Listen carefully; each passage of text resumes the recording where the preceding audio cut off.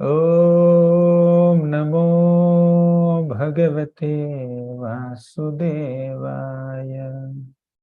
Om Namo Bhagavate Vasudevaya. Om Namo Bhagavate Vasudevaya. Om Ajnanatimirandhasya Gnananjana Shalakaya Chakshurunmilitam Yena Tasmai Shri Gurave Namaha. Namo Om Vishnupadaya Krishna Presthaya Bhutale Srimate Bhaktivedanta Swamin iti namini. Namaste Saraswati Deve Gauravani Pracharini Nirvisesha Sunyavadi Paschatya Desatarini. Jai Sri Krishna Chaitanya Prabhu Nityananda Shri Advaita Gadadhara Shri Vasadi Gaura Bhakta Vrinda. Hare Krishna Krishna Krishna Hare Hare, Hare Rama Rama Rama Hare Hare.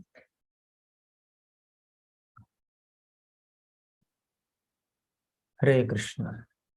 My humble respects to all the devotees who have assembled for this special session on the occasion of Ramnavami. Just day after tomorrow, we are celebrating the appearance of Lord Ramachandra. The Supreme Lord has several incarnations, and out of all these wonderful avatars, Lord Ramachandra's avatar is very, very dear to so many devotees for various reasons. He's one of the favorite characters from our scriptures. The Lord descends on this planet for several reasons, and they are very eloquently summarized in a shloka in the Bhagavad Gita by Krishna. Paritranaya sadhunam vinashaya cha dushkritam dharma samsthapanarthaya sambhavami yuge yuge. Paritranaya sadhunam, for the purpose of protecting the righteous and also for the purpose of punishing the vicious, the Supreme Lord appears on this planet. And also he establishes dharma while doing so. So there is another shloka in Srimad Bhagavatam that says that Lord Ramachandra's appearance is not just to kill the demons. Martyavatarastviha martya sikshanam rakshovadhayaiva na kevalam vibhoha martya avataraha iha martya sikshanam. The Lord appeared as a human being in this earthly planet to not just kill the demons, right? Rakshovadhayaiva na kevalam vibhoho. So only for the killing, for the purpose of killing Rakshasas, the Lord did not appear. Martya avatara iha martya sikshanam, to give sikshan, to give training to human beings, how to behave as an ideal husband, ideal son, ideal king, etc., etc., right? So that is the nature of Lord Ramachandra. So Prabhupada writes in one of the purports of the 9th canto of Bhagavatam, when Ravana kidnapped Sita, Lord Ramachandra could have created millions of Sitas, but he endeavored a lot to reclaim Sita Devi. That constitutes a major portion of Ramayan, right? Why? Because Ram wanted to establish himself as an ideal human being, ideal husband. Ekapatni vratadharo rajarshi charitah suchihi swadharmam grihamedhiyam sikshayan swayamacharat. Ekapatni vratadharo. Lord Ramachandra has taken a vow to accept only one patni, only one wife, right? Rajarshi charitah suchihi. and he is a Rajarshi. He's a saintly king. So Charitaha Shuchihi. Shuchi means to be very clean. So Lord Ramachandra's character is very clean and very ideal. So Rajarshi Charitaha Shuchihi. Swadharmam Grahamedhiyam Sikshayam Swayamacharat. So while personally following the rules and regulations of household life, he is trying to teach all the other human beings also. This is how you need to. Is my sound low? This is how you need to. That's good, Prabhuji. So Lord Ramachandra is teaching all of us that we need to follow his example, and the ideal example of being an ideal husband, ideal son, and ideal brother, ideal king, ideal everything. Okay. So right in the beginning of Ramayan, Valmiki Muni says that there are several qualities in the personality of Lord Ramachandra, right? So the attributes of the hero of Ramayan are prominently 16. Gunavan, he is endowed with all good qualities. All good qualities attain their perfection in Lord Ramachandra's personality. Generally, when a person has good qualities, we appreciate that person. But when Lord Ramachandra exhibits good qualities, we appreciate the qualities, not Ram. Okay. So that's the glory of Lord Ramachandra. Gunavan, Viryavan, Dharmagna, Kritagna, Satyavakya, Dridhavrataha. So like that, there are several qualities. There is this popular shloka, Ramaya Rama Bhadraya Ramachandraya Vedhase Raghunathaya Nathaya Sitaya Pataye Namaha. All glories to Rama, Ramabhadra, Ramachandra. He is Raghunatha, the leader of all the members of Raghu dynasty. Right? So these are some special qualities that Lord Ram has exhibited. Now, in Ramayan, also we find several examples of Navavidha Bhakti. Okay. So what are the 9 types of bhakti? Shravanam, Kirtanam, Vishnoh, Smaranam, Padasevanam, Archanam, Vandanam, Dasyam, Sakhyam, Atmanivedanam. So these are the 9 processes of devotional service. In Ramayan, we find that Hanumanji is a wonderful example of Shravanam. He likes to hear Lord Ram's qualities. And of course, he glorifies also. But whoever glorifies Lord Ramachandra, Hanuman becomes very, very eager to hear. Kirtanam. So Valmiki himself, who is the author of Ramayan, so he is a wonderful example of Kirtanam. Then Smaranam. Sita Devi. Who else can be a greater example of Smaranam than Sita Devi? Although Ravana has kidnapped Sita Devi and captivated her in this Ashoka Vatika, not a single moment Sita Devi forgot Lord Ramachandra. She would not even drink water. What was that shloka in Ramayan? It says that Na Ramena Viyukta Sa Swapnu Marhati Bhamini Na Bhokkam Napya Lankartam Napanamupasevati.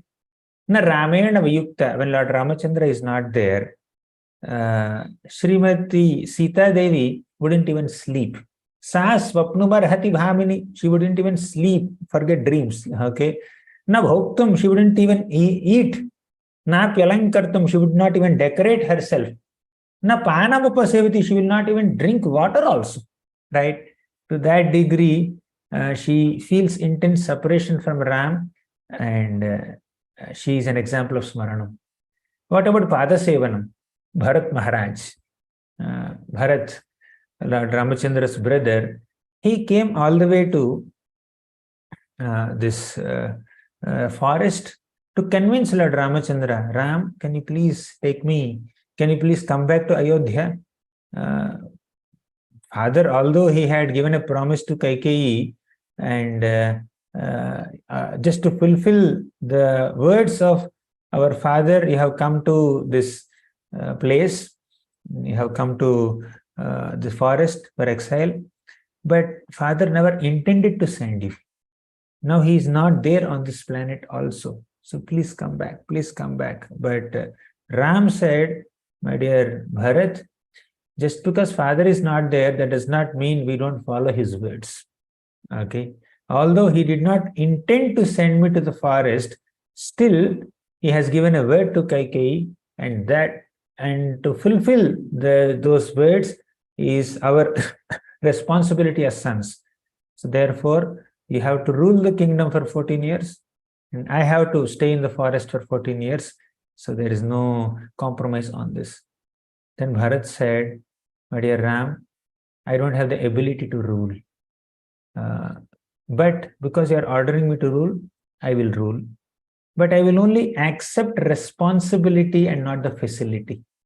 Right? So Bharat is an example of complete surrender to Lord Ramachandra.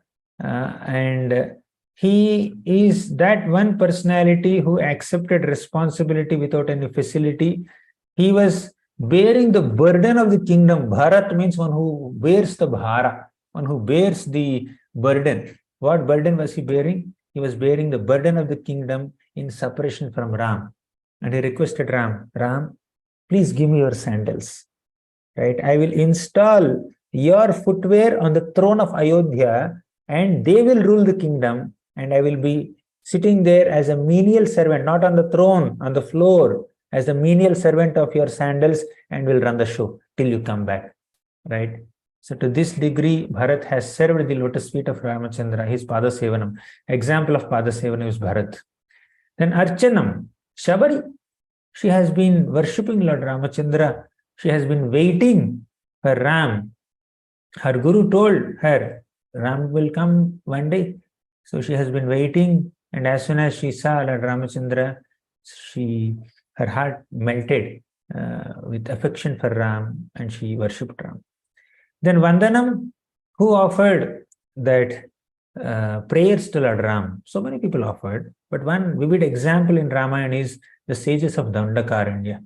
All the sages of Dandakaranya, they just saw Lord Ramachandra, they were totally mesmerized by his personality, his gait, his sweetness, his soberity, and his divine nature, and they offered prayers to him.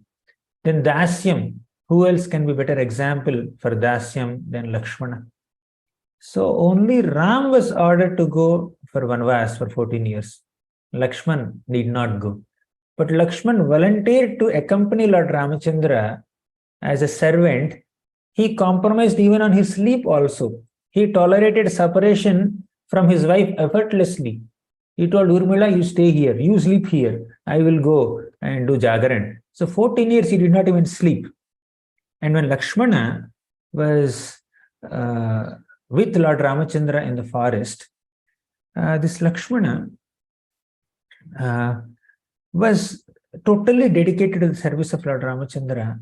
However, he was misunderstood by Mother Sita. When Maricha came in the form of a golden deer, and Ram went to chase that golden deer and catch it and give it as a gift to Sita Devi, Maricha started shouting in the voice of Ram. Then Sita Devi heard that voice, and she understood that Ram must be in trouble. She felt like that. She was anxious. She had so much love and affection for Ram. Therefore, she could not bear that helpless cry. And she told Lakshman, your brother needs your help. Please go and help him. But Lakshman said, my brother, he will never be in trouble. There is no Rakshasa Maya that can bewilder my brother. No one on the planet can make my brother shout, cry helplessly in this way. This is not my brother. Don't worry, my dear mother. You stay happily. My brother will come back very soon. But Sita Devi was very anxious about Lord Ramachandra. So she had to say something very drastic so that Lakshman would go and assist. So Sita Devi just said, are you having a bad eye on me? Just if Ram dies without your assistance, I will never become yours. So just by hearing such words from a motherly lady, Lakshman was completely devastated. He was misunderstood. Of course, Sita did not mean to misunderstand Lakshmana. She had to say something very heavy so that Lakshman leaves, because Lakshman was determined, nothing will happen to my brother, I will stay here only. But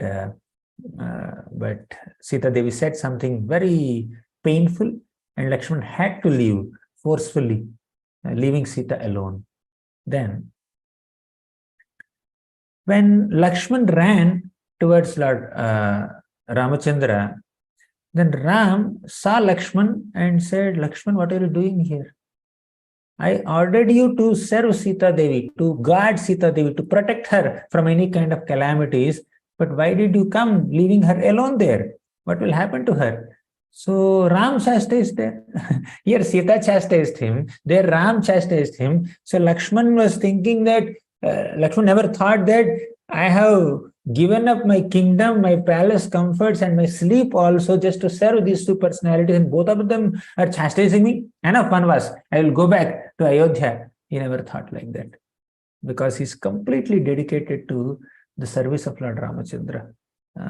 Throughout the vanvas, throughout, even not only in vanvas, even before that and after that also, Lakshman is totally dedicated to the service of Lord Ramachandra. That is Dasyam, an example of Dasyam. Then Sakhyam. Sakhyam means friendship. Who is the friend of Ram in Ramayan? So many friends he has, but one main friend is Sugriva. So Sugriva is the king of Vanaras, and Sugriva was helped by Ram in various ways. So Ram helped him to regain his wife, to regain his kingdom. So therefore Sugriva also helped Lord Ramachandra in regaining his wife and ultimately go back to his kingdom. Sugriva acted as such a dear friend of Ram that he has engaged all his unlimited armies, thousands and thousands of millions of monkeys, to search for Sita Devi in all directions, right? So Sugriva is a great example of friendship of Lord Ramachandra. Then Sugriva also offers a beautiful prayer to Ram in the 5th canto of Srimad Bhagavatam, right? So he says that, my dear Lord, there is no qualification required to become your servant. Anybody can become your servant. It's not necessary that only great personalities like who is that? Kshatriyas or Brahmanas, they will become your servants. Anyone can become your friend. Na janma nunam mahato na saubhagam navanna buddhirna kritistosha hetuhu tairyas visrishtan apino vanaukasaha chakara sakhye bata lakshmana agrajah. Na janma nunam mahato na saubhagam. Great janma. Janma means high birth. That's not required for your friendship. Mahato na saubhagam. Mahata means to be very great, influential, popular. That is not required. Saubhagam, great opulence, wealth. That's not required for Lord Ram's friendship. Na vak. Vak means eloquence, ability to speak nicely. That's also not required. Buddhi, intelligence is also not required. Akriti, beautiful body is also not required. Tosha hetuhu. All these external material qualifications are not necessary to please the heart of Lord Ramachandra. Right? Sugriva continues to say, Tairyadvisrishtan apino vanaukasaha chakara sakhye bata lakshmanagrajah. If all these things are qualifications for attaining the friendship of Ram, how could we become friends of Lord Ram? Valmiki was a hunter, but he was a great devotee of Ram. Guha was a tribal. Jatayu was a vulture. Shabari was an ascetic. Sugriva was a monkey, Jambavan was a bear, and Vibhishan was a demon. Hanuman was another Vanara, and there was squirrel also. Like that, Lord Ramachandra has fans amongst non-human beings also. So, Janmaishwarya Shrutashri Bhir Edhamanamatah Puman Naivar Hatya Bhidhatum Vai Tvam Akinchana Gocharam. Bhagavatam says that, Kunti Maharani says that Janma, Aishwarya, Shrutashri are not qualifications to attain Ramachandra's mercy. Ramachandra's Sakhya. Chakara Sakhye Bata Lakshmana Agrajaha. Lakshmana Agraja means the elder brother of Lakshmana, that is Lord Ramachandra. Sakhye, to make friendship with him, we don't need all these different qualifications. So this is Sugriva's realization about Ram. So he's a great example of Sakhya. What about Atmanivedanam? The best example is Vibhishana. Vibhishana completely surrendered himself to Lord Ramachandra, right? Atmanivedanam. So Vibhishana has rejected his own brother Ravana. He was giving so many good advices to Ravana, but Ravana was not accepting them only. Vibhishana got frustrated and left Ravana, and he came to surrender unto Lord Ramachandra. So he has given his complete self to Ram, and Ram accepted him. Atmanivedanam, right? So these are the examples from Srimad Ramayana for all the 9 processes of bhakti. When Vibhishana came to surrender to Ram, so many people were saying so many things. Sugriva said, let's not accept him, let's kill him. After all, he's the brother of Ravana. But Hanumanji said, let's accept him, don't worry. I could study his face. He's very genuine in his mindset, in his intentions, right? There's absolutely no duplicity or hypocrisy or diplomacy in the heart of Vibhishana. You can accept him. So then Ram said, I will accept Vibhishan definitely. Even if Ravana personally comes and takes my shelter, I will forgive all his offenses and I will accept him also. Sakrideva prapannoyah tavasmiti tayachate abhayam sarvada tasmai dadamyetad vratam mama. Sakrideva prapannoyah tavasmiti chayachate. Even if once someone comes and does yachana, means begging, right? Prapanna means to surrender. Even if once someone surrenders to me and begs for my mercy, abhayam sarvada tasmai, I will always give abhayam. I will always give fearlessness to such people. I will give fearlessness forever to them. Dadami etad vratam mama, it's my vratam. It is my vow. I have taken a vow to give protection to anyone who surrenders unto me and sincerely says, my dear Lord Ram, from now I am yours. I am surrendered to you. So this is Lord Ramachandra's forgiving quality and accommodative mentality. Now, if you see, Lord Ramachandra is forgiving even towards the demons, but he cannot tolerate offenses towards his devotees, right? Now, you see, there is this example of Sugriva, for example. Sugriva is a great example of Sakhya Rasa that we have seen. He is one of the best examples for Sakhya Bhakti. However, when Sugriva and Ram made friendship at the Rishyamukha mountain, you know what happened? Sugriva offered a seat to Lord Ramachandra. Ramachandra, please sit here.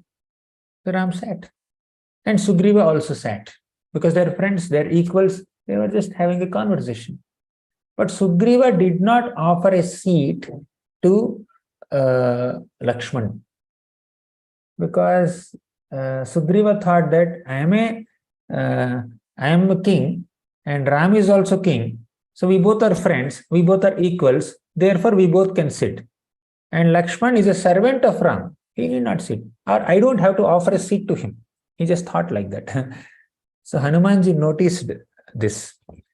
And Hanumanji immediately broke a tree and then made the tree into a seat. And he offered it to Lakshman. Lakshman sat there. Ram noticed it. Ram noticed Sugriva's behavior and also Hanumanji's behavior. Ram was impressed with Hanumanji, and Ram also noted the behavior of Sugriva. So what did Lord Ram do? After some time, Sugriva had to go and fight with Vali. So Sugriva went and fought with Vali, and the agreement was that as Sugriva is fighting with Vali, Lord Ramachandra will release an arrow and kill Vali. But Ram was not releasing an arrow. And Sugriva was waiting. He was fighting with Vali and was waiting for Lord Ram's arrow to come and shoot Vali. But that did not happen. Okay. And Sugriva was thoroughly beaten up by Vali. Vali is very powerful, and he also has the strength of stealing the half of the strength of the opponent who is standing in front of him. That is Sugriva's speciality. So Sugriva, that is Vali's speciality. So Sugriva came back to Ram and said, Ram, what happened to you? Why did you not kill Sugriva? You have promised me. Now you are cheating me or what? Then Ram said, Sugriva, you and Vali, both of you are looking same. I could not distinguish between you both. Okay. So can you just wear a garland and then go so that I can recognize you? By mistake, if I kill you, that would be an aparadh, an offense to my dear friend. How can I release such an arrow? Then Sugriva understood, oh, Ram, is that the reason? Okay, fine, I'll go back again. Then Lakshman brought a garland and offered it to Sugriva. So offering a garland means offering a blessing. And Sugriva bowed down to Lakshman to receive the blessing from Lakshman, receive that garland, receive the blessing in the form of garland. Lakshman is Guru, Adi Guru. He is Balaramji, he is Nityananda. So Sugriva, who did not offer respects or offer a seat to Lakshmana before, is made to bow down in front of Lakshmana and receive his blessings. So Ram cannot tolerate offense. Ram cannot tolerate disrespect towards his devotees, right? So he made Vali humble. Okay. So Ram is very pleased with sincere service attitude. So whether the service is done in a very meager way or in a very elaborate way, Ram is very happy to receive that service, provided there is sincerity in the purpose. So when Lord Ram's bridge was being built across this Lanka ocean, Hanumanji and many other Vanara soldiers, big, gigantic monkeys, they were getting several boulders and mountain peaks and big trees for the construction of this bridge. But one little squirrel, one small squirrel was just pushing some sand particles and some pebbles for the construction of the bridge. So Ram is equally pleased with all these Vanaras and Hanumanji and even squirrel also, because everybody was working to the best of their capacity. They were not working just out of pride or envy. They were not trying to outshine or outsmart each other or compete with each other. They were genuinely serving Lord Ramachandra to the best of their ability, and Ram saw that intention. So magnitude of service is not as important as attitude behind that service. Lord Ram is bhavagrahi. He will see the bhava. What is the intention of this personality in doing this service to me? So Ram accepts that mood of a devotee. So now at the end of Ramayan, once the Yuddha Kanda is over, Ram is back in Ayodhya as the king. You know what happened then? Ram was sitting on the throne and he was happily ruling the kingdom. And one day he conducted a sacrifice. Some Brahmanas came, many Brahmanas came. Ram started offering his property to them. He was giving charity profusely. So while donating, he exhausted his entire treasury and he was left only with his personal clothes and Sita's nose ring. That's the only property that he was left with him. Sita's nose ring and his own personal clothes. Everything else in this entire Ayodhya kingdom he has offered as a charity to Brahmanas. And the Brahmanas said, my dear Lord, what will we do with this property? You only take it. Namo Brahmanya Devaya Ramaya Kunthamedhase Uttama Shloka Dhuryaya Nyasta Dandarpitanghraye. Namo Brahmanya Devaya. My dear Ram, you are extremely dear to Brahmanas, very benevolent towards Brahmanas, very kind and affectionate and respectful towards Brahmanas, that we can see in your behavior, ideal behavior. Ram, you have given me so much, you have given us so much kingdom, but we don't want this. We don't want this great kingdom. Better you only accept it. Okay, back. Because you are personally staying within our hearts, what other benediction could we aspire for? You please continue to stay in our hearts and you rule the kingdom, right? And Ram again accepted all the kingdom back as the Uchishta, as the remnants of all these Brahmanas, and he ruled as a humble servant of the Brahmanas. This is the degree to which Ram respected Brahmanas. Okay, so he taught the general public by his personal behavior. Namo Brahmanya Devaya Ramaya Kunthamedhase. Ramaya Akuntha Medhase. Lord Ramachandra has great medhas, great advanced knowledge. Uttama Shloka Dhuryaya Nyastad Dandarpitanghraye. So he's the best of all personalities who are glorified in choicest poetry. And Nyasta Dandarpitanghraye means those who worship Lord Ramachandra's lotus feet are beyond the jurisdiction of danda, means punishment by Yamaraj. So one who takes complete shelter of Lord Ramachandra is beyond the jurisdiction of Yamaraj. So Bhagavatam also glorifies Lord Ramachandra in a very beautiful manner. Yasyamalam nripasadashu yashodhunapi gayantya ghagnam rishayo digibhendra pattam Tamnaka pala vasupala kirita jushta padambujam raghupatim sharanam prapadye. Yes, Yamalam nrupasadashu yashodhunapi. Nrupasadashu means in great assemblies where great emperors and great kings have assembled. In such great assemblies, Lord Ramachandra's glories are very nicely sung. Yes, Yamalam nrupasadashu yashodhunapi. Right? So Ram is an ideal king. All ideal kings discuss about Ram in conducting their kingdom properly. So any prosperous kingdom, any righteous kingdom is glorified as Ramarajya.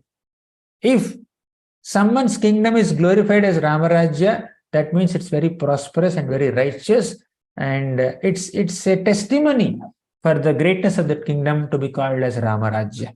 Ramarajya has become such a wonderful term to indicate any kingdom that is conducted according to dharma. Gayantya ghagnam rishayo digibhendra pattam.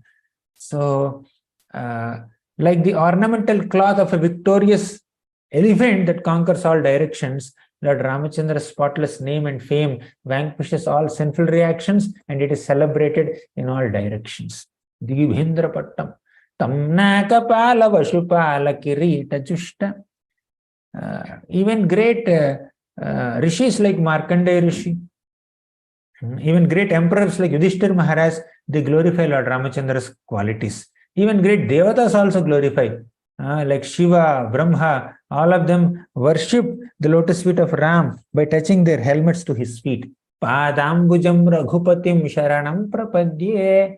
Let us offer our obeisances unto that Raghupati, whose lotus feet are my shelter. Right?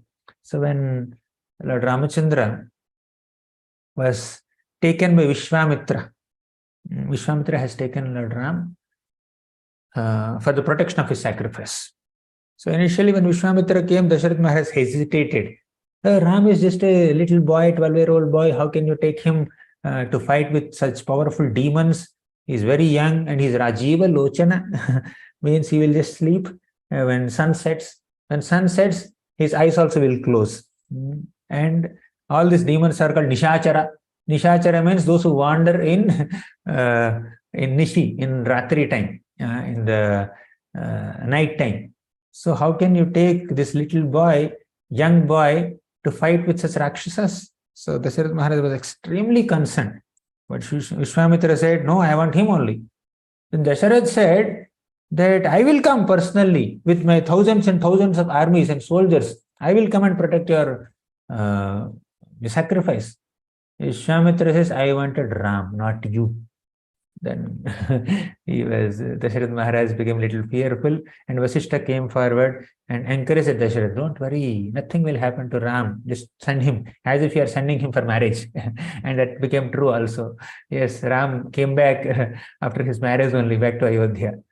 So when Dasharatha Maharaj agreed to send Ram along with Vishwamitra, Lakshman also said, I will go. So Ram and Lakshman both went, because Lakshman cannot leave Ram even for a moment. So on the way to their hermitage, to the place of sacrifice, they encountered a great demon. And the demon was Tataka. So Vishwamitra ordered, Ram, kill her. How can you kill a woman? And it's the first demon that Ram is killing. Right? Somehow Krishna also killed Putana. The first demon that Krishna killed in his life was Putana, a lady, and Ram also killed a lady. So Ram was quite hesitant. How can I kill a woman? But Ram understood. This is not a normal woman. She's not like a motherly woman. She is a demoness. Her job is to trouble even sages and hermits and passengers who are traveling through this forest. So Guru's grace is more important than public disgrace. Ram felt like this. My Guru ordered me to kill this demon. I must do it. All the public may criticize me in future that you have killed Ram, you have killed a woman, and you have began your career as a warrior by killing a woman. What kind of warrior are you? People may just comment on me. It's okay, no problem. My Guru ordered me, so let me just kill. So sometimes Guru's orders are a little tricky and difficult to follow, but a disciple who is completely dedicated will execute the orders with absolutely no hesitation, right? So Ram accepted Guru's order without any hesitation. Ram accepted father's order without any hesitation. Ram underwent so many difficulties during Vanavas without any hesitation. And Ram also had to banish Sita when a washerman in his kingdom commented on her. Even a washerman in my kingdom must be satisfied. To that degree, Ram is exhibiting the mood of an ideal king, right? So this is the glory of Lord Ramachandra. And Ramachandra's feet delivered Ahalya. Just by the touch of Lord Ramachandra's feet, what is that? Stone has become a woman. So Ramachandra's feet are so delicate that they cannot even bear the touch of Mother Sita's lotus palms. Okay, when Sita Devi touches Ram's feet with her little lotus palms, they'll become reddish. Means Ramachandra's feet will become reddish. So when those divine lotus feet of Ram are walking without any sandals in the forests of Dandakaranya, all the Ayodhyavasis fainted in pain just by remembering it. So Ram went with shoes, and Bharat brought those shoes back to Ayodhya. And Ram is continuing in the Dandakaranya forest without any shoes. So just by remembering that, all the Ayodhyavasis are fainting, not in ecstasy, but in pain, right? So how can the tender feet of Lord Ramachandra tolerate the pain of walking on thorns and pebbles and stones in these forest pathways, right? Even gopis also think like that. Oh, Krishna is walking barefoot in the forest of Vrindaranya. So Ram is walking in Dandakaranya, and Krishna is walking in Vrindaranya, both without any sandals. Okay. So, but the sandals were the source of sustenance for Bharat. Without them, Bharat cannot survive.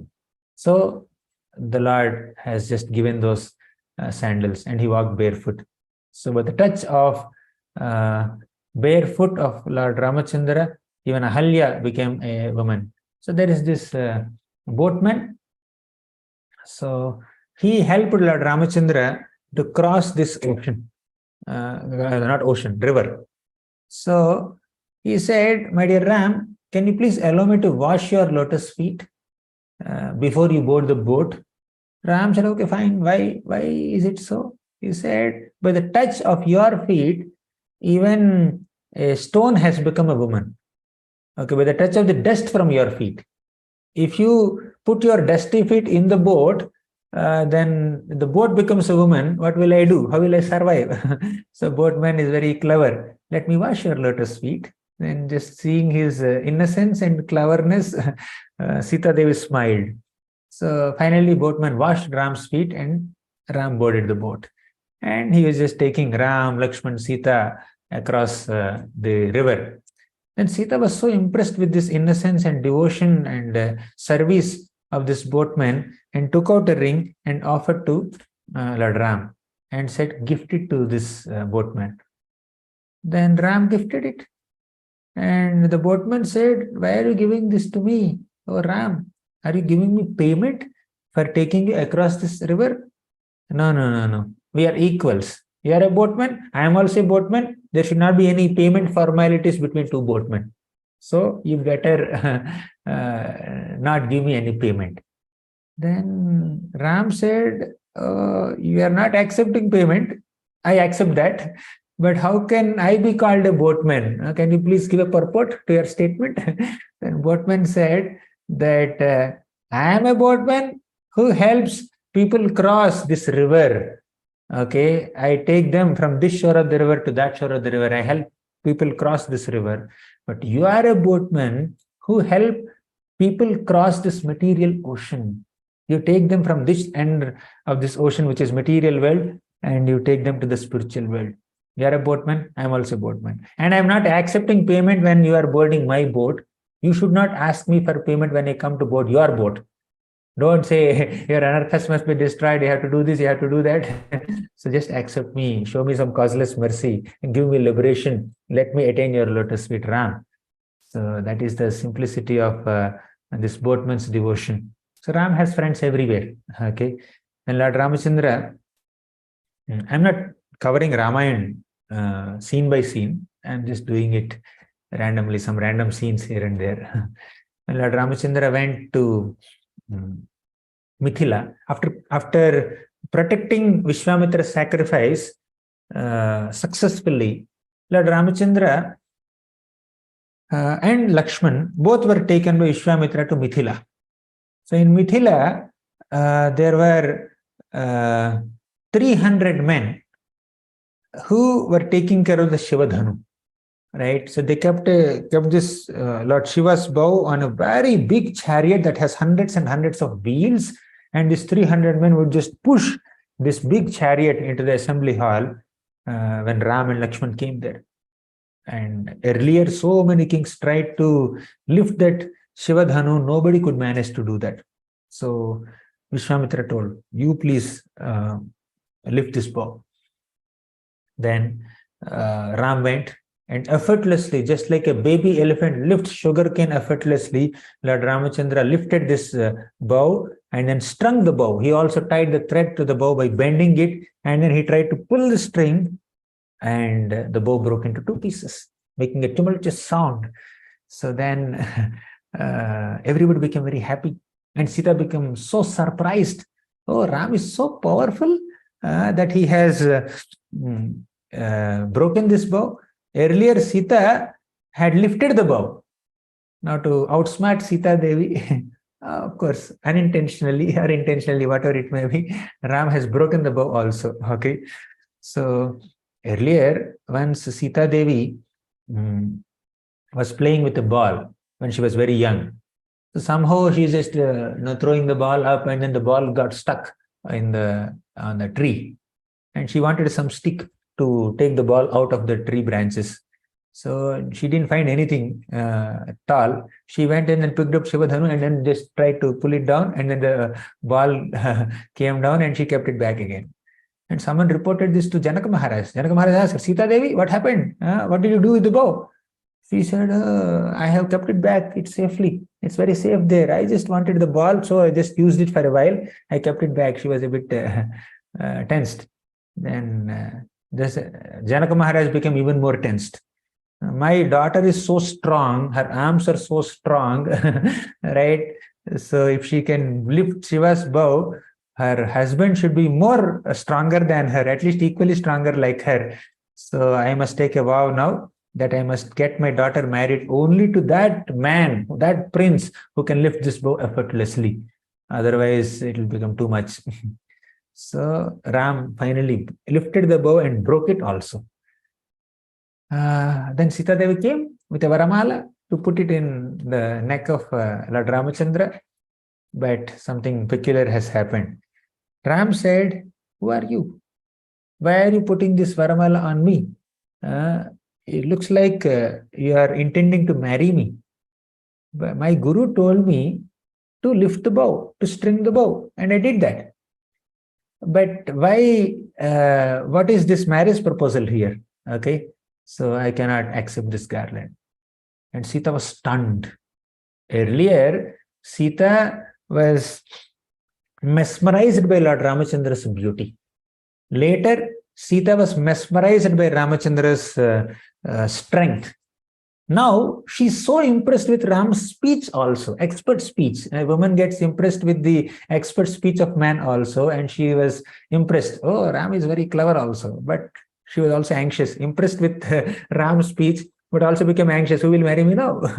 Right? And she already gave her heart. This shloka comes in that stotram. Avanita naya kamaniya karam rajanika racharu mukhamburuham rajani chararaja tamo vihiram mahaniya maham raghuramamaye. Avani tanaya kamaniya karam. Right? Avani tanaya Sita Devi. Kamaniya karam means Lord Ramachandra could completely impress her heart. Right? Rajani karacharu mukhamburuham. Lord Ramachandra's face is like Rajani Kara. Rajani means night time. Rajani Kara means the king of night. Who is that? Moon. Charu means very beautiful. Mukhamburuham, lotus face. Lord Ramachandra's lotus face is as beautiful as the night moon. In fact, more beautiful. And at least moon has some spots. Ram has no spots, right? So he's better than moon. Therefore, he's also called Ramachandra. And sometimes Krishna is also compared with Chandra. He's called Krishna Chandra sometimes. Rajani chararaja tabo vihiram mahaniya maham raghuramamaye. Rajani chara. Rajani kara is moon. Rajani chara means those who wander in the night, the demons, right? So they wander in the night. Rajani chara raja means the king of these demons who wander in the night. Who is that? Ravana. Tamo vihiram. Lord Ramachandra has subdued the wrath and pride of this king of demons, Ravana. Mahaniya maham raghuramamaye. Let us offer obeisances to that Mahaniya Maya, Rama. Coming back to our story, Lord Ram broke the bow and did not accept the garland from Sita Devi. And Sita Devi is stunned, surprised. More than her, Mithila Naresh, Janaka Maharaj was so surprised, in fact, so disappointed also, right? Why? Because he was thinking that I have taken a vow to get my daughter married only to the person who can lift the bow. Now, finally, after so many attempts, I found one boy, one prince who can lift the bow. So I thought I have fulfilled my vow, but he's not accepting garland. Okay, will I be able to fulfill my vow in future by again allowing some more princes to lift the bow? No, that's not possible. Ram has broken the bow. If he has lifted and kept it there and says, I don't want garland, that's fine. He has broken it and says, I don't want garland. So how will I get my daughter married? So Janaka Maharaj was in deep anxiety. Okay, so at this moment, Vishwamitra came forward and said, Ram, accept garland. Why should I accept garland? So then Vishwamitra said, don't worry, I will tell your father. So you may be hesitating that without my father's permission, how will I marry somebody? It's too much. But don't worry, I am Guru. I am instructing you. And I will inform your father also under what circumstances you have to marry this girl. So you please accept. Right? So Ram accepted. Now you see Lord Ramachandra's obedience. Because Guru told, he killed a woman. because Guru told, he married a woman, right? So Ram is Maryada Purushottam, therefore he is completely obedient and surrendered to his devotees, to the Guru. Sumukham suhrudam sulabham sukhadam swanujam cha sakhayam amoghasharam apahaya raghudvahamanyamaham nakathancha nakancha najatu bhaje. Sumukham, Lord Ramachandra has a beautiful face. Suhrudam, he has a beautiful heart also. Sulabham, he is very easily attainable. Sukhadam, he gives all kinds of benedictions. Sumukham suhrudam sulabham sukhadam swanujam cha shakhaya amoghasharam. Swanujam cha sukhaya amoghasharam. Swa anujam means his own brothers. Lord Ramachandra is known to bestow all happiness to his brothers and his companions in general. Amogha Sharam, when Ram releases an arrow, that is Amogha, it will never come back, right? It is powerful. It has to pierce the target, right? Apahaya raghudvahamanyamaham nakathancha nakancha najatu bhaje. Apahaya raghudvahamanyamaham. Leaving Lord Ramachandra aside, whose shelter I should take, right? I can't take anyone else's shelter. Nakathancha nakancha najatu bhaje. I won't be able to take shelter of any other personality other than Lord Ramachandra. So this is how devotees pray, especially devotees like Hanumanji pray like this. Okay, so Lord Ramachandra's mercy is available for anyone, whether they're human beings or demons or animals or birds or aquatics. Lord Ramachandra's mercy is available for anyone. As I said some time back, Lord Ramachandra cannot tolerate pride or envy or negativity towards devotees. Okay. Now you see, Ram is prepared to give shelter even to an enemy, but Ram could not tolerate Sugriva's offense towards Lakshman. Okay. Now, if you see, Kaikeyi asked several boons from Dasharath Maharaj. Kaikeyi's plan was to get the kingdom of Ayodhya for whom? For our Bharat. Kaikeyi misunderstood Bharat. Kaikeyi thought that if I get this kingdom for Bharat, he will be happy. Okay. But Bharat was not happy. Bharat's happiness is in rendering service to Lord Ramachandra and not in occupying the throne that is meant for Ramachandra. So after Kaikeyi misunderstood Bharat's, what pleases Bharat, then Dasharath Maharaj misunderstood Bharat. After that, you see Kausalya Devi misunderstood Bharat. Vasishta misunderstood Bharat. Guha misunderstood Bharat.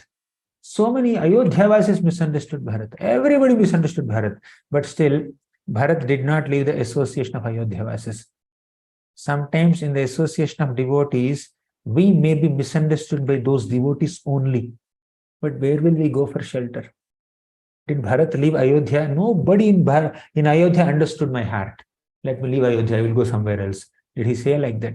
He continued to stay in Ayodhya. He took the company, association of Ayodhyavasis, and he rendered service to Ayodhya also on behalf of Lord Ramachandra. And taking all these Ayodhyavasis, Bharat went to the forest to convince Lord Ramachandra and bring him back. As Bharat was coming, along with so many soldiers and other Ayodhyavasis, from a distance, Lakshman noticed the flag of Ayodhya. He understood Bharat must be coming. Who is the king now?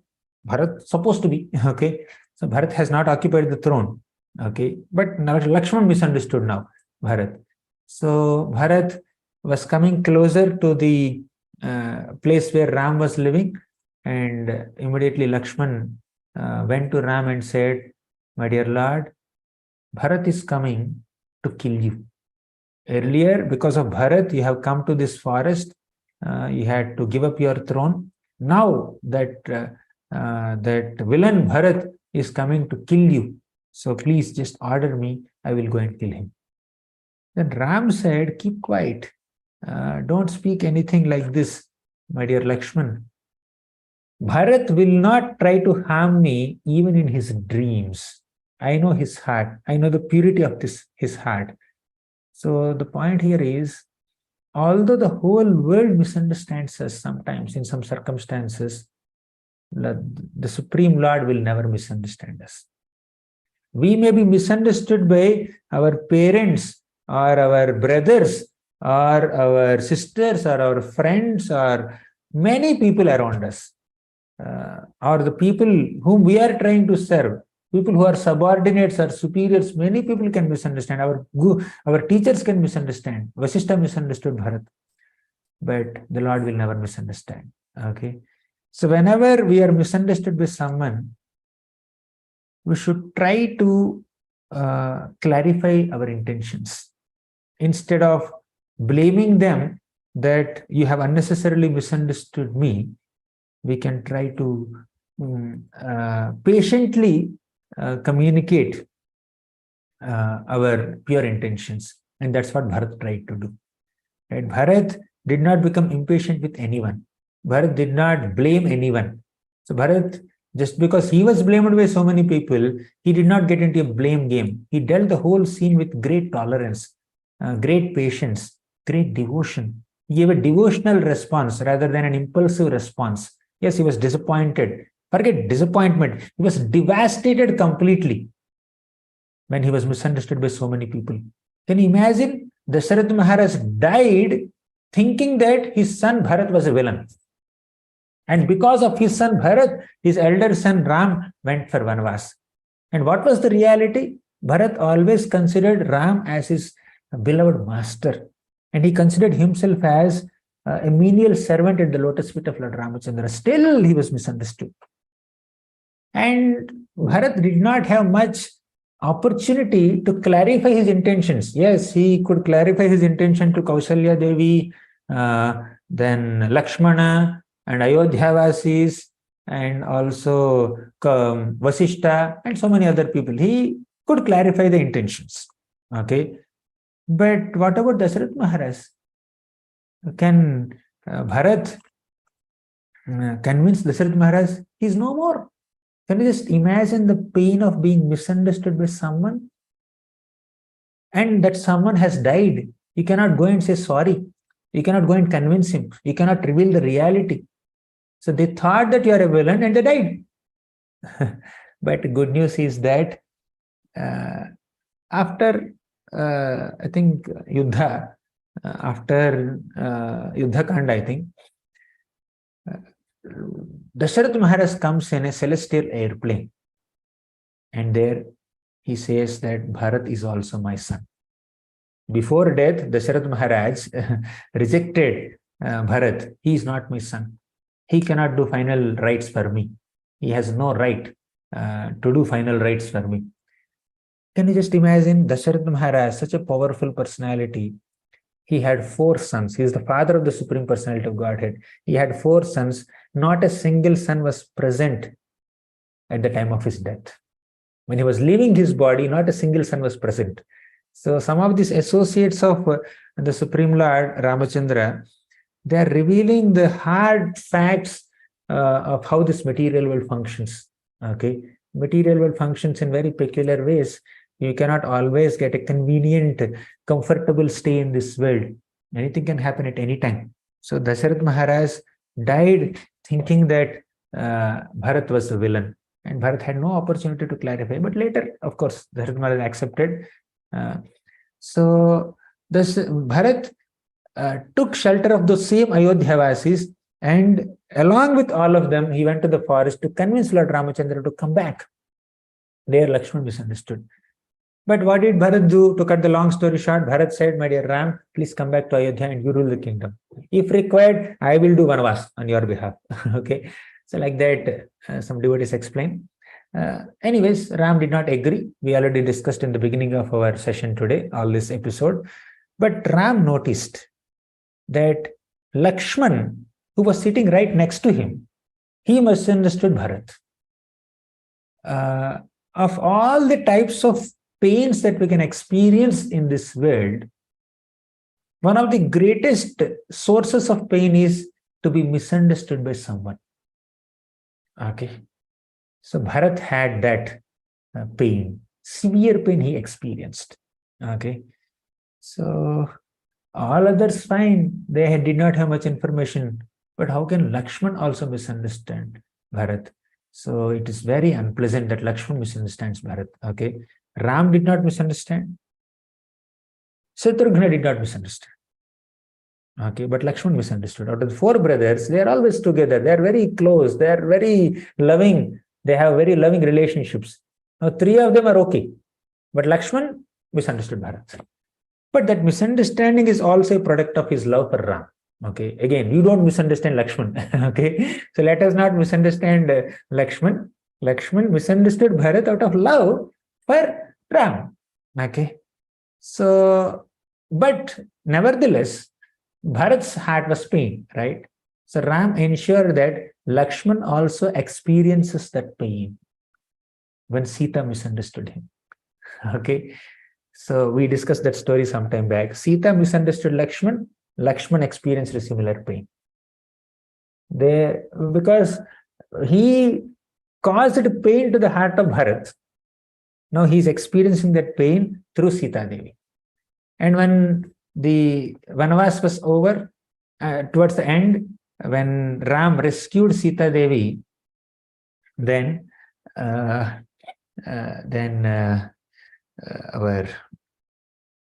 Ram said that, Sita, I cannot accept you. How can I accept you after you have stayed in the house of another man for almost an year? I cannot accept you. So Ram apparently misunderstood Sita Devi.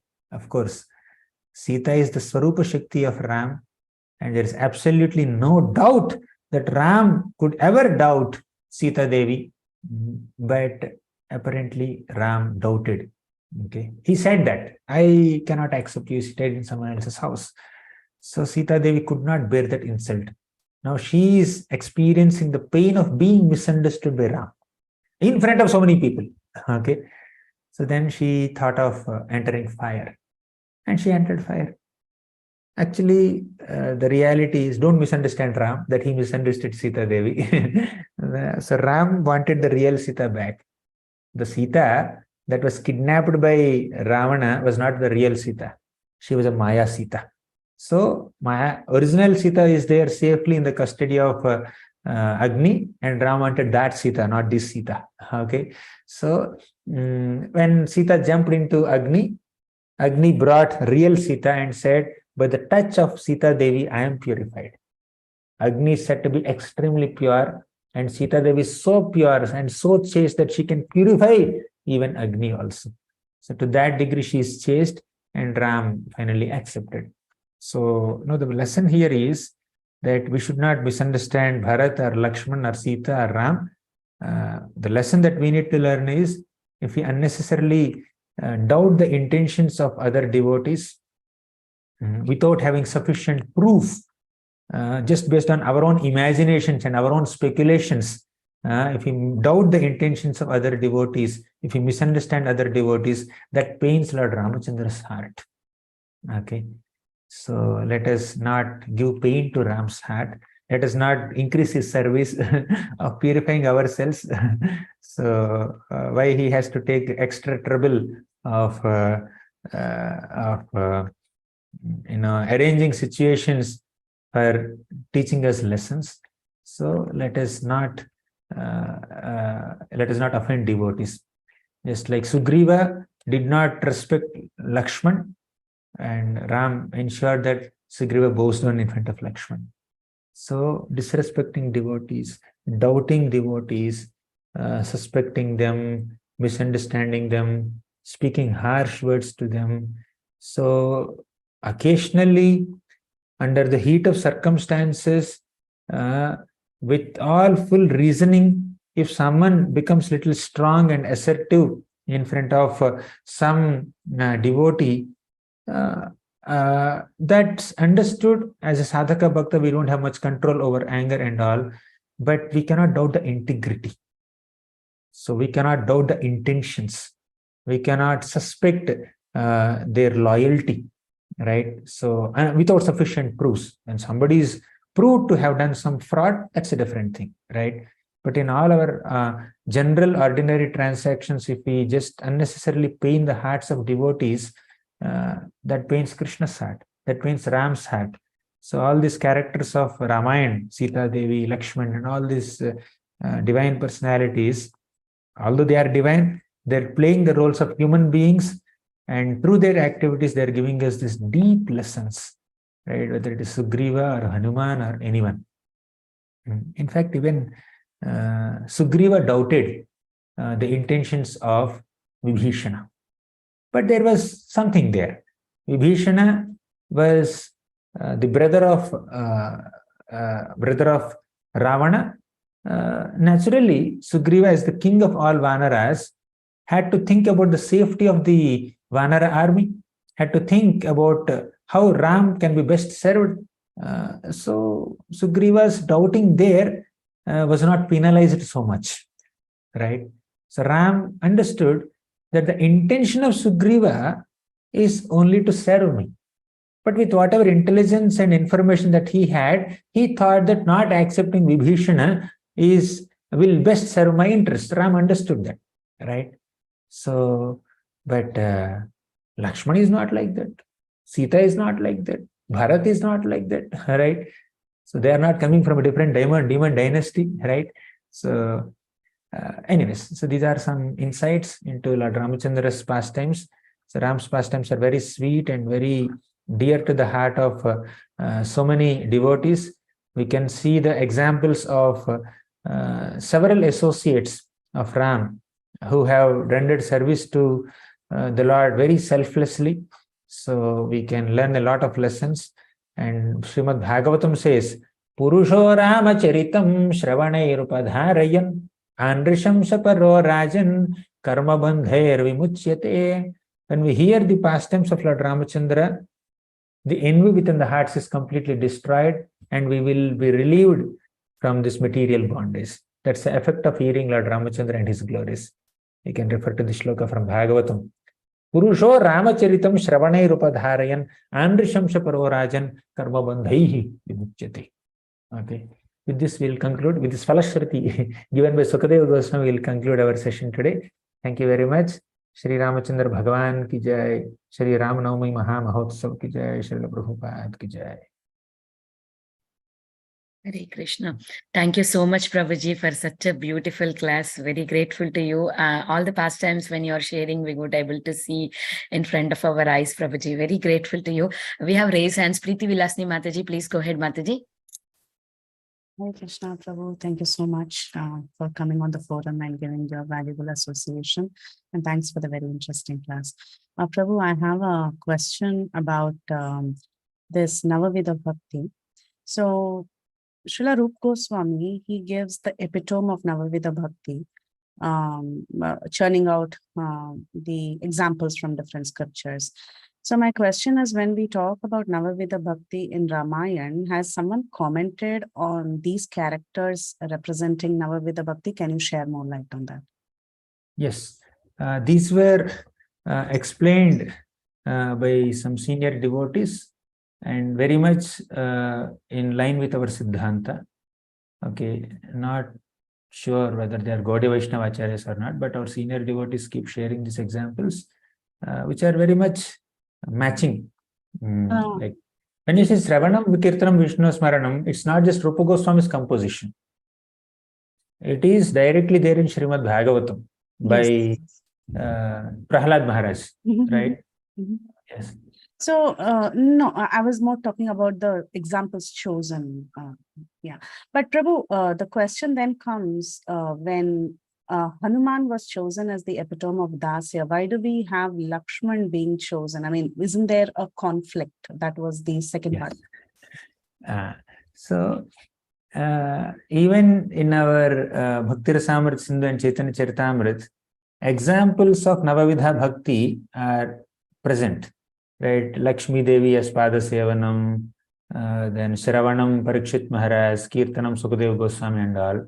This does not mean that those who are doing this Ekanga Bhakti are completely zero in the other angas. Okay, so the prominent example for that limb is so and so personality, but there are so many other personalities who followed that limb, and the examples of one personality for one limb, those personalities who are prominently following one limb also followed many other limbs. I hope I said it. One personality is given as an example for one particular limb. That does not mean they are not following other limbs. They are following other limbs also, but this one a little more prominently. And also one personality is given as an example for one limb. That does not mean he's the only personality as an example. There are many other examples also. Okay. Right. Thank So yes, Hanumanji rendered so much service to Ram, no doubt. But he is also taking pleasure. So service is there during that Ramayan, especially in Yuddha Kanda, that Kishkinda Kanda, Sundara Kanda, that phase. But for all thousands and thousands of years to come, what was Hanumanji doing? He's hearing about Lord Ramachandra. He's hearing Ramnavami. Right. So his example as example for Shravanam is definitely a great example. Thank you so much, Prabhuji. Thank you. Hare Krishna. Sukaka Krishna Prabhuji, please go ahead with your question.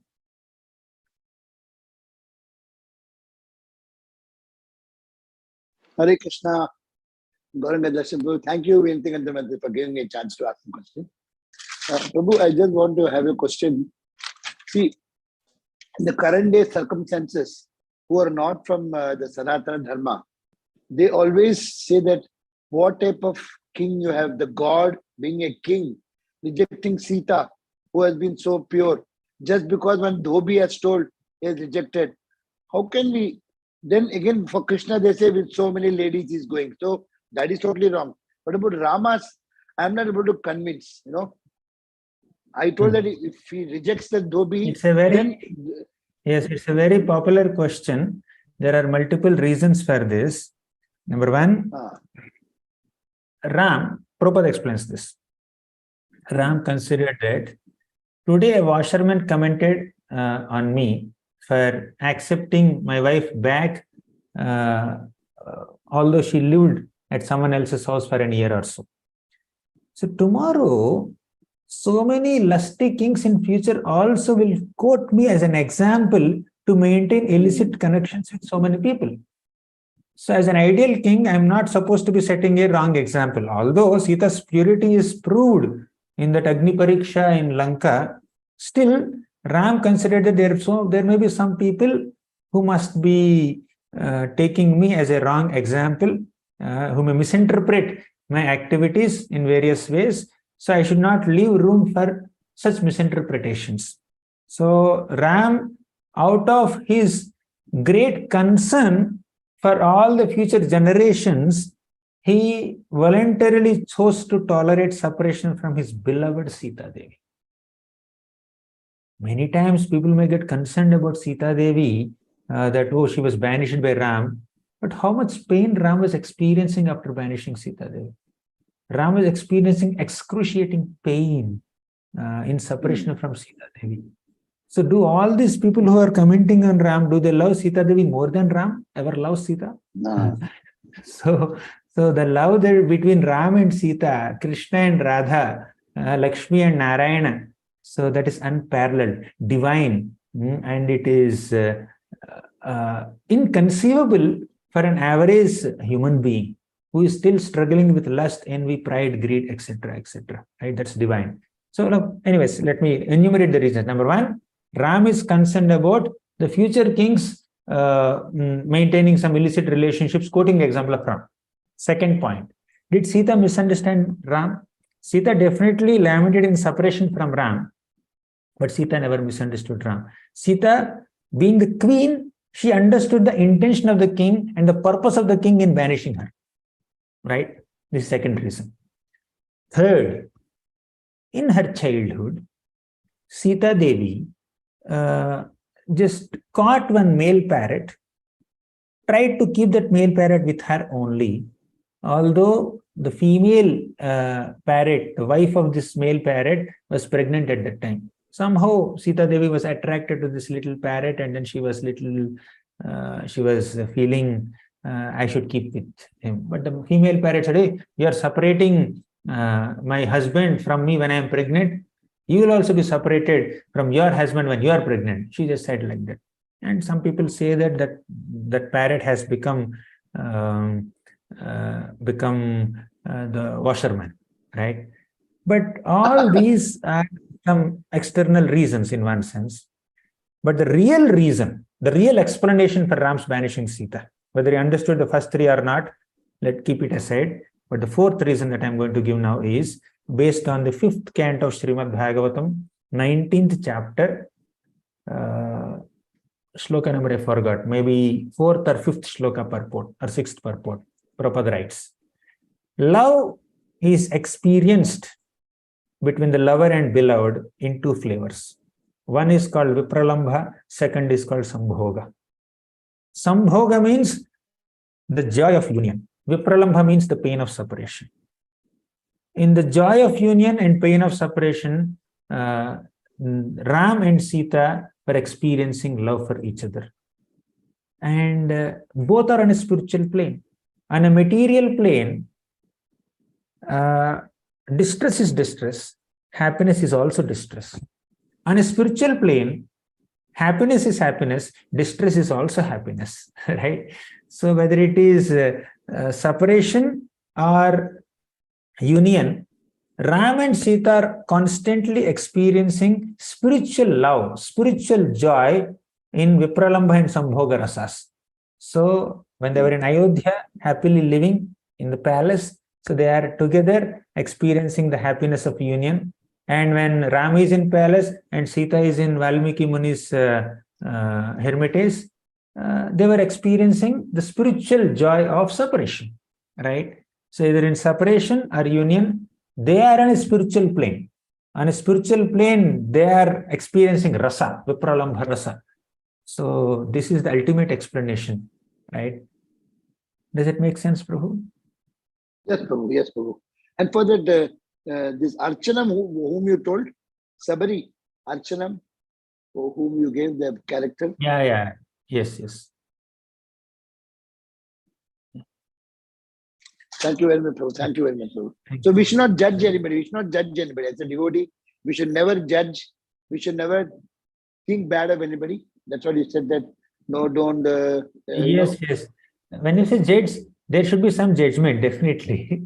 We should have some judgment in the sense that we should know what is right, what is wrong, what is good, what is bad, what is a good, what is an appropriate activity, what is inappropriate activity. And when someone does some inappropriate activity, and if we are responsible to correct them, we need to do the needful. So all these are valid, but don't unnecessarily blame or misunderstand without sufficient reason, sufficient proof. So that that wrong kind of judgment is what leads to Vaishnava Aparadha. Okay. Okay. Thank you. Thank you very much. Thank you very much, Prabhu. Happy Ramnavami. Thank you, Prabhu. Prabhuji, you have time before I go to the next question. Do you have time for the question? Yeah. We'll take one more Manjari question. Mataji, please go ahead with your question. Hare Krishna, Prabhu. Thank you so much, Prabhu. Wonderful narration from Ramayana. Hare Krishna, Prabhu. Hare Krishna, Prabhu. Yes, Mataji, you can. Navavida Bhakti in Ramayana, I missed Sravana and Kirtana. Prabhu, who is Sravana and Kirtana? Sravana? Hanuman. Sravana is Hanuman. Sravana is Hanumanji. Hanuman. Kirtanam, Prabhu?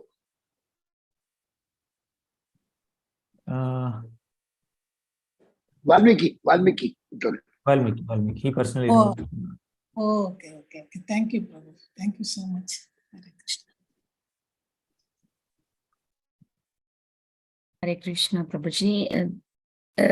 We have more raised hands. Prahaladanand Prabhu, please go ahead with your question. Thank you very much, Mataji. And as usual, Prabhuji's lecture is so enlightening. All my life, I have never pardoned Sita Mataji for offending Lakshman. I always wondered why she had to speak such kind of things, And today you gave the explanation. I'm going to pray to Lord Sri Krishna, Lord Ramchandra and Sita Mata to forgive me. Because we are such kind of doubts, and we think that these are all kimbodhantis or whatever, and we never get, satisfactory explanation. And today you explained the whole series of Vaishnava Pradas or whatever we can to each other, like Sugriv and, all this. Finally, how Lord Sri Krishna, Lord Sri Ramchandra is the ultimate, and even he, at the end, Sita Mata's, he did that to teach lessons to all of us, And as you said, we judge other Vaishnavas that, they are like, this is a great fault on our part because we are so incomplete, we are so puny. And then how can you do that? So the crux is that, Lord Krishna or Rama will not tolerate us envying another Vaishnava. So that was a great lesson I learned. And thank you very much for this whole explanation, Prabhuji. Thank you very much. Very well. Yeah. Shalini Mataji, please go ahead with your question. Thank you, Mataji. Hare Krishna, Prabhuji. My question is, if we do something wrong to others that keeps returning to us, no, Prabhu, is it not the cycle repeating every time to each other? How to deal with it in the material world? Can you say that again, Mataji? Prabhu, It keeps on repeating the misunderstanding cycle. Yeah. The misunderstanding cycle and the karma. If I do something wrong to my brother, and my brother keeps and my brother also does the same thing to other, and because I did something wrong, he is also doing the same. Is it not the repeating cycle in the material world? How to stop? Yeah, this? it repeats sometimes. Yes, we can stop. We can definitely stop it by using our minute independence or free will to make a choice to stop it. So because someone has harmed me, that does not mean I have to harm them. If we choose to forgive and stop there, then we will stop the chain. So the chain will not continue. So the chain will keep on continuing till we make a conscious choice to stop it. Okay, but Okay, I mean, and we'll get that no, strength to stop it when we. Yes, ma'am. No, Prabhu, Please continue. my question. I'm sorry. My question is you said an example of Sita Devi having that parrot, one parrot in the cage and another parrot in the male parrot in the cage, and female parrot was, since the female parrot was pregnant, it's like a curse which Sita Devi occurred, and Sita Devi, it was not intentional, and it's like a cycle. From Sita Devi it went to Lakshman, and from Lakshman it went to Sugriv, and like that. It's not an intentional thing, but indirectly they are getting affected from the karma which they do it on the material platform, or whatever when we live in the world. So this unintentional cycle keeps repeating without knowledge, right? How to break that? Basically, we need to be a little careful. This is aparadh. More than karma, it can be called as aparadh, offense. So some are unintentional offenses, the reactions are a little simple. Some are intentional offenses, the reaction is more severe. So basically, these offenses will stop when we are careful in our dealings with other devotees. So we need to voluntarily choose to be careful in our dealings with devotees, then only it will stop. Right? So there is no other remedy. And of course, we will get that strength not to commit such offenses to the degree we are sincere in our chanting. Okay. Okay, ma'am. Thank you. Thank you. Thank you. Hare Krishna. Next. Hare Krishna Prabhuji, then Pranam. Thank you so much Pranam. for the nectarian class. I have one small question, Prabhuji. So I really love that part when Ramji says that he will accept Ravan also if he comes under his shelter. So, but he never forgives the offenses made to his devotees. So I was a little confused when Ravan made so many offenses. He kidnapped Sita Devi, then he killed Jatayu. I mean, so how is that he's not like taking it seriously? Now, in one episode, the Lord's forgiving attitude is shown. Okay. So when did the Lord say that I will forgive his offenses? If he comes and surrenders unto me, if he realizes his mistakes and begs forgiveness, then I am ready to excuse his offenses, right? But if someone is not realizing that offenses and not begging forgiveness for offenses, the Lord will make him realize by giving some reaction, right? So we need to also see that forgiveness, Lord Ramchandra could have forgiven Ravana also, just like that, without fighting only. Why he had to fight? Because Ravana is not begging forgiveness. Ravana is not realizing his mistake. He is continuing to be adamant and very proud and very obstinate. So the Ram had to fight and kill him directly. And after killing, Vibhishan said, I will not do his final rites. What did Ram say? He said, please do final rites. Okay. Whatever sins he has committed through his body. The body is no more there and soul is pure. He should honor the soul. Performing final rites is to honor the soul, right? So we can see that Ravana never begged forgiveness. If he had begged forgiveness, Rama could have forgiven. Now, you see, in Sugriva's case, for example, Sugriva did not realize that he has offended Lakshman. If he has realized that he has offended Lakshman, and if Sugriva had gone and begged forgiveness from Lakshman, sorry, I did not offer you sweet, and rectified his mistake, then Ram would have forgiven. But Sugriva did not do so. Okay, he did not realize probably. So Ram did the needful. Small token reaction only, little beating he got from Vali. He did not die. So when we commit a mistake, when we admit it, when we identify it, when we realize it, admit it, rectify it, and try not to justify it, and sincerely beg forgiveness from it, Lord will excuse. Apichet sudaracharo bhajate mamananya bhak. But if we don't do so, out of arrogance or envy or false ego, then the Lord will do the needful to give us some token reaction. Does it make sense, Mataji?